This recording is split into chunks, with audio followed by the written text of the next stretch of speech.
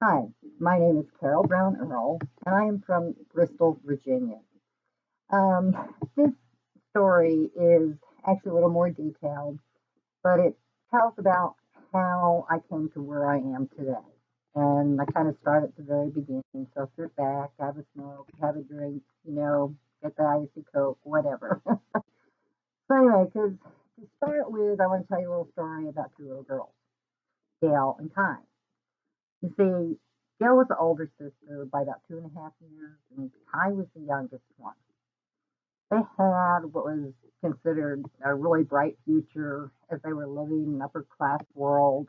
And so, I mean, their future was bright. So their dad was also the mayor of the town they were growing up, and that was in Wayne, New Jersey. Um, he was mayor all through their years in grammar school. And like normal kids, they loved jumping on beds and furniture and, doing things that, mom and dad shouldn't know about. So as long as they didn't seem it was okay, right? The typical things most preschoolers love to do. But one day the world turned upside down for the younger child, Kai. Um, Jumping on the bed almost became a fatal accident for the younger one, Kai. See, one day, and no one knows how much time had gone by, but Kai's mom happened to pass by their bedroom door, and she noticed that she was laying on the floor, not moving. Her sister had pushed her off the bed, is apparently what had happened, and no one knew where she had gone to for a while. But anyway, the results of it really weren't known for decades yet to come. But meanwhile, what happened is her mom picked her up, got a cold washcloth from the bathroom, proceeded to the living room where she and her mom had been reading magazines. Um, and once her mom had sat down on the couch and picked up her magazine. Her mom was right next to her. She just yelled, "Oh my God, Kai's blue." That her mom looked down and immediately screamed and, yelled for her husband, Kai's dad. And he came rushing in to see what was wrong.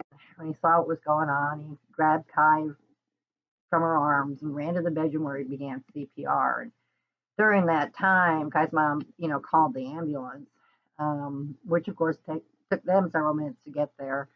So once they showed up and the ambulance workers got out their oxygen mask for Kai and began to put it on her little face, apparently her eyes were open all the time, but she seemed to immediately take in a big breath of, fresh air. So from that day on, apparently Kai was watched over, all her life. No one knew for sure if there'd be severe brain damage due to the lack of oxygen for such a long time or what. But a very strong bond had been set between Kai and her dad.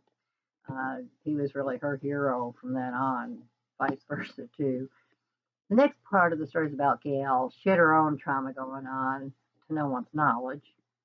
You see, back in the day, women did not partake in abortion. And her mom and dad, Kai's mom and dad too, were having a conversation about what to do about the baby. Gail happened to be listening to this conversation. The conversation was about aborting the baby, although they used the term get rid of the baby. As her mom just didn't want their mom didn't want another baby, so she could get rid of it through therapeutic procedures in those times, and no one would know the difference. But of course, Gail didn't understand what they were talking about. She just knew that a baby was going to be gotten rid of. The issue, yeah, like I said, the issue here, yeah, it's just all about getting rid of one of the babies. Um, this started years and years of horror for Kai. Gail would chase her around the house with knives, inside and out of the house with knives. It was a very, very bad situation. This went on daily. Um, Even their mom had a neighbor tell her what she saw, and yet the mom would not believe it. Not until Kai was in her late 20s, her mom actually owned up to knowing about the situation. At least for Kai, the nightmares of waking up screaming finally stopped. Their mom and dad eventually divorced. Mom had to go to work, and both Gail and Kai would be left to their own defenses every day after school, and it wasn't a pretty picture.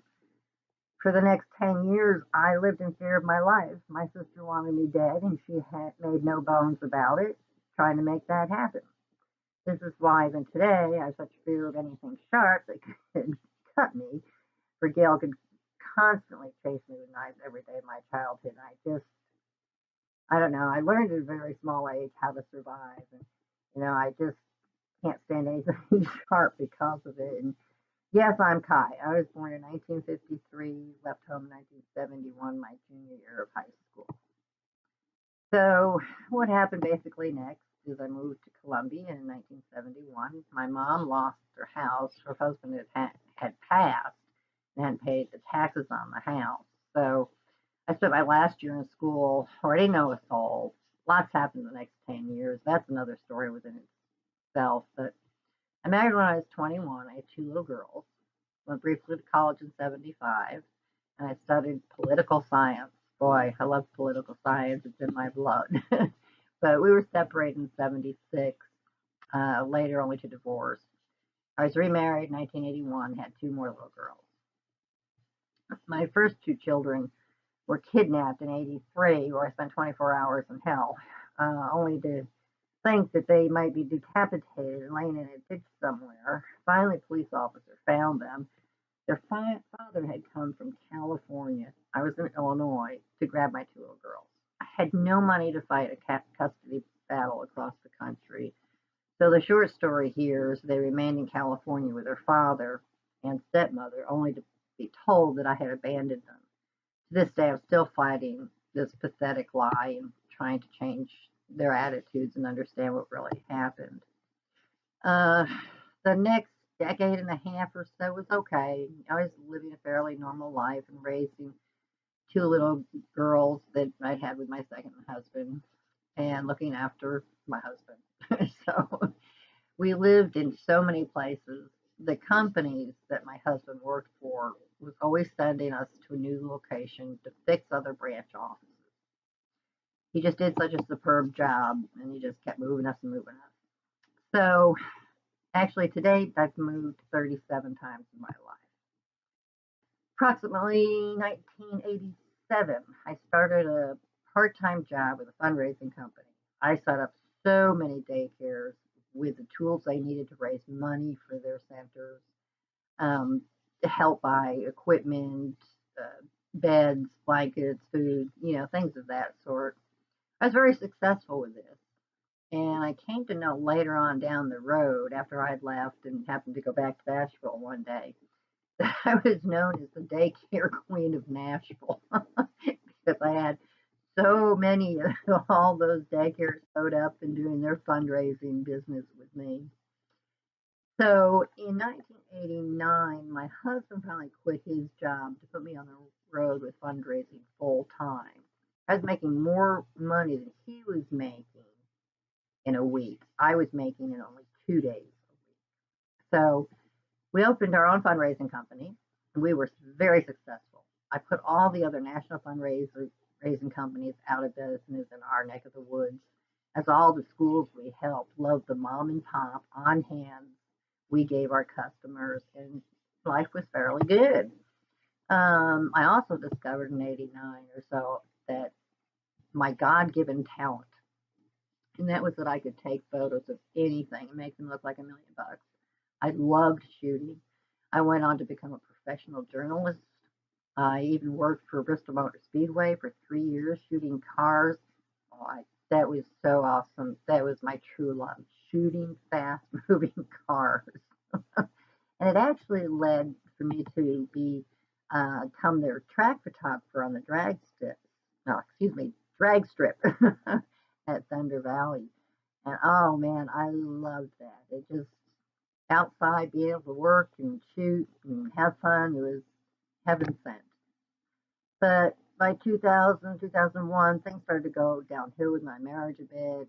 We separated for a couple of years, and during that time, my husband had a fatal heart attack. I'll tell you, there's nothing like a life-threatening event to pull you back to reality. Had he lived, we would have picked up the pieces and put our lives back together. Well, that never happened. He passed, and well, that was about that. So afterwards, through various moves and trying to put my life back together, I wound up moving to Maryville, Tennessee. My daughter was living there, and she had me move in with her. This was in 2006, around August or so. A little bit about her. She became pregnant when she was underage, 16 or so. It was a huge toll on all of us. It also carried its own story, but I won't go into that. It was just, it's hard dealing with a teenager with that sort of issue without her dad around. But I had no idea what I was going to do. I had spent so many years in sales and various jobs, short list, photographer in sales for racers and mobile homes, newspapers, CBS, commercial needs. I had a knack for outproducing anyone at any job I did. What to do with that talent now? Oh, I had no idea. So I started looking through the newspaper and I saw a job for a taxi driver at the local airport, McGee Tyson. And I always loved to drive. As a kid, I used to sit in school and look out the window, and just think, oh, I would just rather be out there driving everywhere, right? So, so I applied for that, and I got the job, which I was amazed over to begin with. It was actually very exciting. I loved the people I met. I made an excellent income with it. But about a month into this, I met a man there who also had worked for, let's call it corporate America, and was also taking a break to stop and have this in his life as well. And we hit it off pretty big. Um, it was in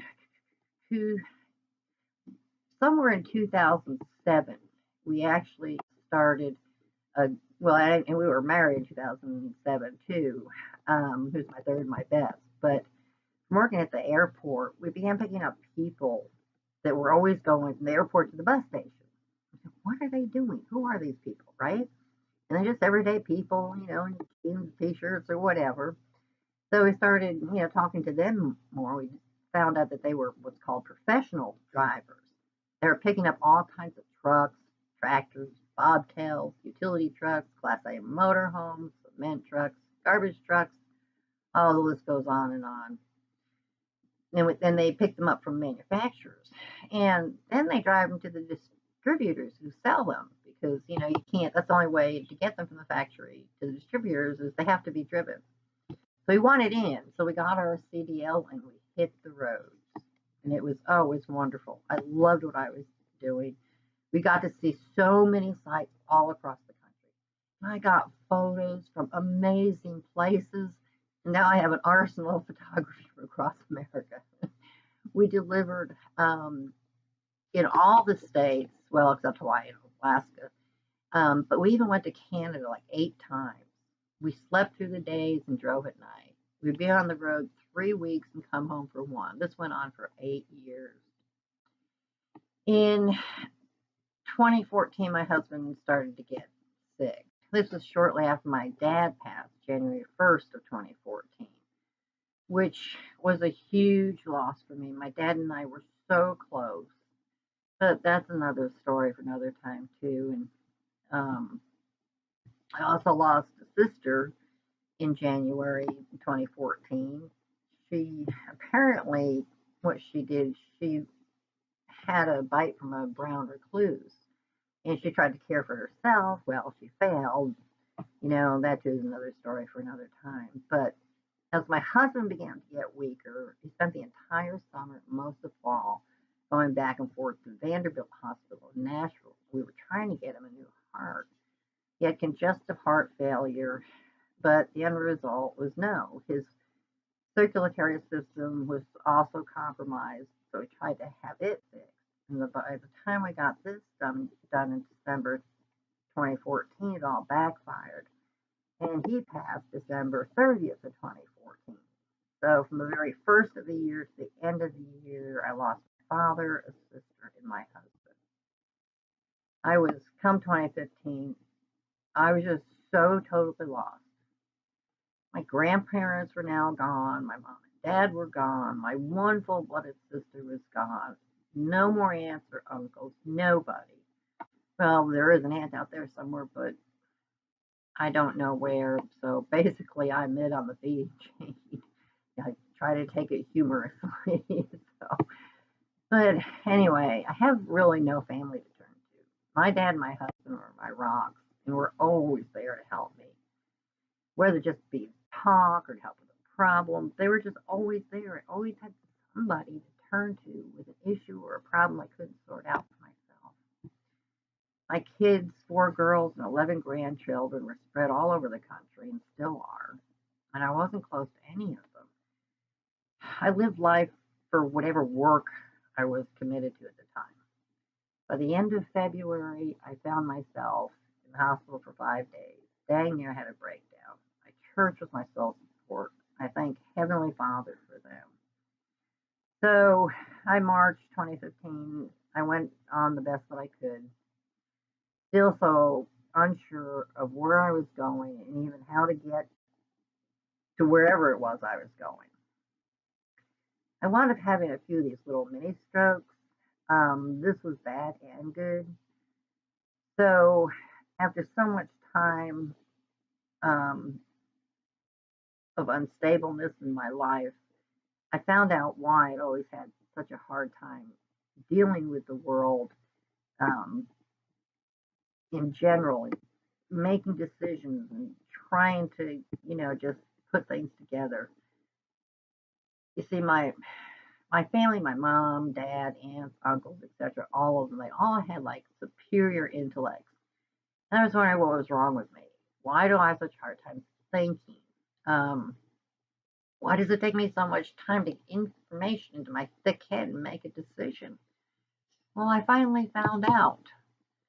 And that accident that I had when I was a kid, the one where my sister, you know, tried to kill me, pushed me off the bed, and I went without oxygen. Well, it had caused what's called ischemia. And it headed in my brain. And that's where little tiny small blood vessels had collapsed in my brain. It was the root of all evil in my thought process.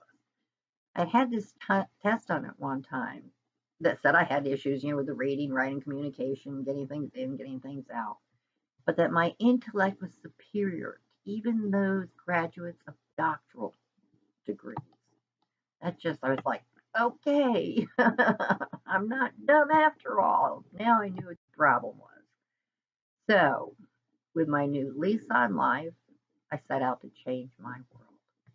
Finally, I now know how my head works and what I need to do to get information in and use it to my benefit. Sure, it still takes me a long time, more than others to absorb information and implement it. Once I do, oh my gosh, look out. Once I grab all I need to know about a particular topic, there's just no stopping me. The universe is my playfield. I can do just about anything. So where I am today is, so my last home, I had lived in Dayton, Tennessee, where my husband and I had bought our retirement home. It was beautiful. We had like 5.5 acres. We built a 2 acre pond in the back and had fish in it. And we could go fishing. We had horses. We had, I mean, everything. It was wonderful, but I couldn't take care of it. Not on my little bitty income. So anyway, I moved back to the Bristol area where I had raised my first 2 kids. Well, actually, my second 2 kids. And I moved back to Bristol. I spent about 2.5 months in a hotel trying to look for a home. Finally found a home and moved in September 2017. Purchased it on November 1st, 2017. I had dabbled with my internet, when I was at home between 2015, 2017. But, it was just too much garbage going on at that time. So I got back to my internet full time instead of dabbling in January 2018. And I started implementing all the proper tools, necessary actions to be successful online. I had spent like over $8,000, by the time my husband had died in 2017. And it was crazy. Nothing was working. But I finally figured out and found out how to do it. So today, my future is bright. I feel whole for the first time in my life. And I'm actually starting to finally make some money online. I found the right place to be, to meet the rest of my goals, life, and the one big goal in my life has been to finally have a good, solid relation with not only my children, but with my grandchildren as well. And you know what? Finally, for the first time in my life, I am on my way. I'll be able to see them whenever I want. I'll be able to leave them something so their lives will be solid and they'll be free to live their lives as well. I'll have a relationship with my kids and my grandkids. I'll be able to go and see them whenever I want. It's not like they're next door, they're all over the country. So, this is going to be my lifetime gift back to them. So, now, just to let you know how I start every day, when I get up, the first thing I do, what everyone should do, is take care of you.